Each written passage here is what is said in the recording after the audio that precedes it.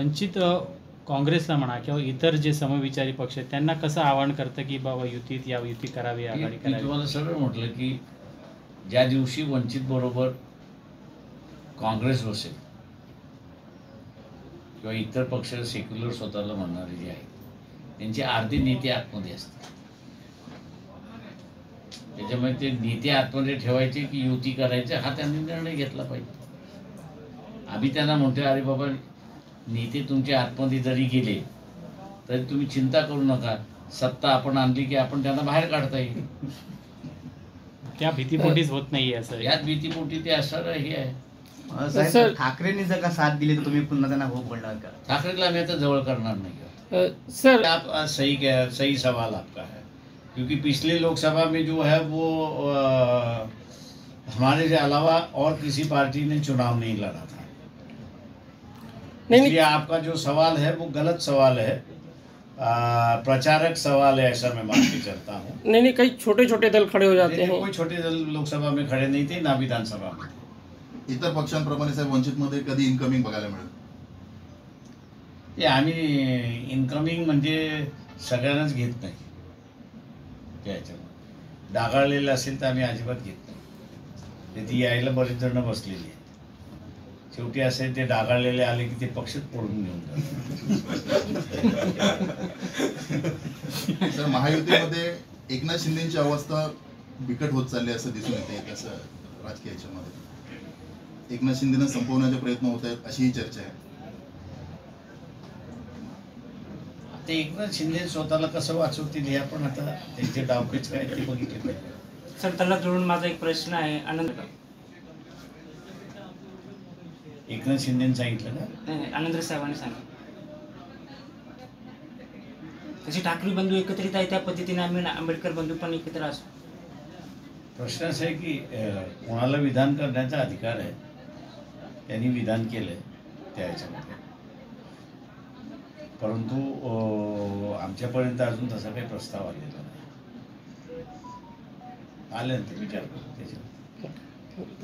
साहेब आंबेडकर चळवळ ही फार विखुरलेली असते प्रत्येक वेळा असं चित्र असतं, तर यावेळी निवडणुकीच्या निमित्ताने तुम्ही काही त्यांना आवाहन करणार आहात का?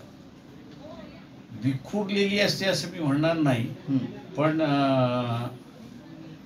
माध्यमांमधून जो प्रचार केला जातो त्या सगळ्याच्या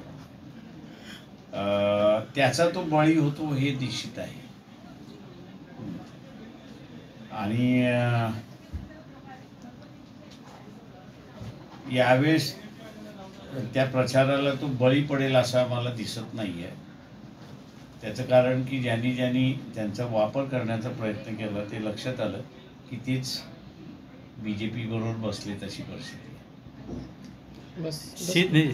शेतकऱ्यांचा जो जे अन्याय झालेला आहे एवढंच म्हणणार आहे त्याच्यामध्ये की चतुर्थ श्रेणी कामगार जो आहे की ज्याच्यामध्ये कॉन्ट्रॅक्ट लेबर ॲक्ट आहे, त्या कॉन्ट्रॅक्ट लेबर ॲक्टमध्ये तुम्ही कुठली कामं कॉन्ट्रॅक्टवरती देऊ शकता, कुठली कामं तुम्ही देऊ शकत नाही याचं एक क्लिअर डिफाईन करण्यात आलेलं आहे.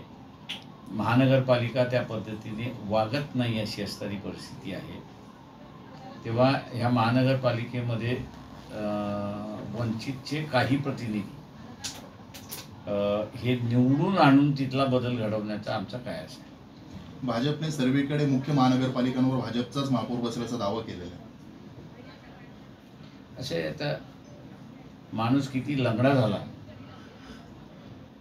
तरी तो म्हणत नाही मी लंगडा झालो. BJP आता पूर्णपणे लंगडी झालेली आहे हे आपण लक्षात घ्या. आरोप प्रत्यारोपांमुळे आताचं राजकीय स्तर खालावत चाललंय असं याचं म्हणून मुद्द्याचं राजकारण नाही चाललेलं आहे, पण येणारे जाणारे जे आहेत सगळे हे हा चोर या पक्षातून त्या चोराच्या पक्षामध्ये चाललाय, त्या चोराच्या पक्षातून या पक्षाच्या चोरामध्ये चाललेलं एवढंच सर. आता सगळे आणि त्याला असणारं एंटरटेनमेंट म्हणून लोक आता ट्रीट करतात. सगळे एक असं आहे की मी काँग्रेसला ब्लॅकमेल करू शकतो, अजूनपर्यंत केलेलं नाही पण तेही करेल.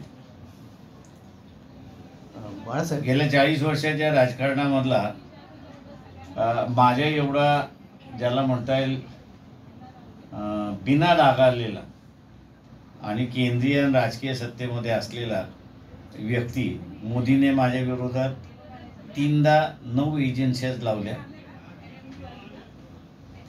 की काहीतरी मिळावं. पण माझा असताना मी म्हणेन की लोकांनीच मला पोचल्यामुळे त्यांच्या हाताला काहीच लागलं आणि मला काही लागलंच नाही. त्याच्यामुळे लोकच देत असल्यामुळे. या बाळासाहेब, संघाला 100 वर्ष पूर्ण झालेली आहेत, तर तुम्ही त्याच्याकडे कसं काय दृष्टीने बघता आणि त्यांचं 100 वर्षातलं जे काही कार्य आहे तर त्याबद्दल तुमचं काय म्हणणं आहे? त्यांनी इथे असणारा मनुवाद आणि त्याच्याच बरोबर सनातनवाद हा पूर्णपणे पसरवला, वाढवला आणि त्यांची निष्ठा संघाची ही देशावरती अजिबात नाही. संघाची निष्ठा ही सनातन आणि मनुवाद याच्यावरतीच आहे आणि म्हणून आपण असणारा धोक्यात येतोय अशी असणारी परिस्थिती. आज जे देशाला एकही मित्र नाहीत आपण ज्याला म्हणतोय त्याला सनातन आणि सनातन विचारसरणी आणि मनुवादी विचारसरणी याला जबाबदार आहेत हे आपण लक्षात घेतलं पाहिजे. साहेब, निवडणूक कुठलीही मशीन कुठलंही हे म्हणजे मॅन्युप्युलेट होऊ शकतं का? तर पूर्णपणे ते मॅन्युप्युलेट होऊ शकतं. पण त्या मॅन्युप्युलेशनला सुद्धा एक लिमिटेशन्स आहेत त्या ह्याच्यावर. मागच्या लोकसभेच्या निवडणुकीमध्ये जर इंडिया आघाडीने गाढवपणा केला नसता आणि आम्हाला जे असताना बाहेर ठेवलं हे जर झालं नसतं तर केंद्रामध्ये आज तुम्हाला BJPची सत्ता दिसली नसती. मी आजही विधान करतोय की बिहारमध्ये यांनी असणारा दलित लीडरशिप जी आहे त्याला किनारी करून टाकलेलं आहे आणि म्हणून कदाचित इंडिया आघाडीची बस हुकते की काय अशी असणारी परिस्थिती. मग महाराष्ट्रात पण हीच परिस्थिती आहे का? महाराष्ट्रामध्ये मी असं म्हणेन की इलेक्शन लागल्या तर बदल होण्याची अधिक पॉसिबिलिटी अशी परिस्थिती आहे. सर, आज जो कामगार त्याबद्दल काय बोला? कामगारांबद्दल